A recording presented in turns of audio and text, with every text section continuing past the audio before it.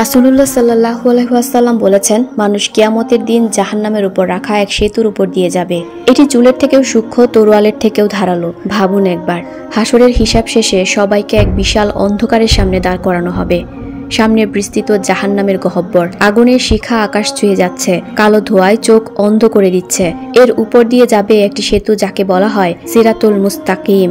এই সেতুর নিচে উন্মুক্ত জাহান্নামের আগুন, যেখানে আগুনের শিখা জ্বলে জ্বলে গর্জন করছে, যেন শিকার খুঁজছে। সেতুর দুপাশে রয়েছে লোহার হুক, বর্ষার মতো ধারালো কাঁটা, যা মানুষকে টেনে টেনে নিচে ফেলবে।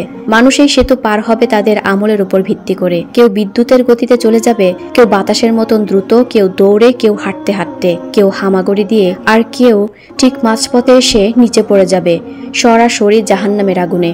রাসূলুল্লাহ সাল্লাল্লাহু আলাইহি ওয়াসাল্লাম ইরশাদ করেছেন, মুমিনরা নিরাপদে পার হবে, কিন্তু মুনাফিক ও কাফিররা সেতুতে হোঁচট খেয়ে বা হুকের দ্বারা টেনে নিয়ে আগুনে পতিত হবে। ভাবুন, আপনি যখন সেতুর শুরুতে দাঁড়াবেন, তখন নিচ থেকে আসবে জাহান্নামের ভয়ঙ্কর শব্দ, পোড়া গন্ধ, আর কানে বাজবে মানুষের আর্তনাদ। সামনে তাকালে শুধু দেখা যাবে অন্ধকারের ভেতর এক সরু রেখা।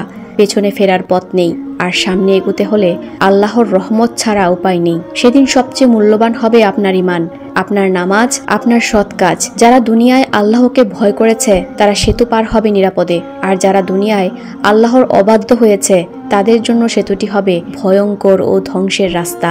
কেউ পার হয়ে জান্নাতের দরজায় পৌঁছে যাবে, আল্লাহর সালাম শুনবে, তোমাদের জন্য শান্তি, আনন্দের অশ্রু ঝরবে, চির শান্তি মিলবে। কেউ মাঝপথে হারিয়ে যাবে, একবার হাত পিছলে যাবে, আর সেই হাত আর কখনোই সেতুর উপরে আসবে না, নিচের আগুনে পড়ে যাবে, আর সেই আগুন হবে অনন্তকালের বাসস্থান।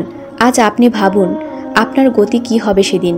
বিদ্যুতের মতন দ্রুত, নাকি ধীর গতিতে, নাকি সেতুর মাঝেই শেষ? এখনো সময় আছে, সেতু পার হওয়ার প্রস্তুতি নিন। ঈমান মজবুত করুন, নামাজে অবিচল থাকুন, হারাম থেকে বাঁচুন, যেন সেদিন আপনার জন্য সেতুটি হয় জান্নাতের পথে আলোর রাস্তা।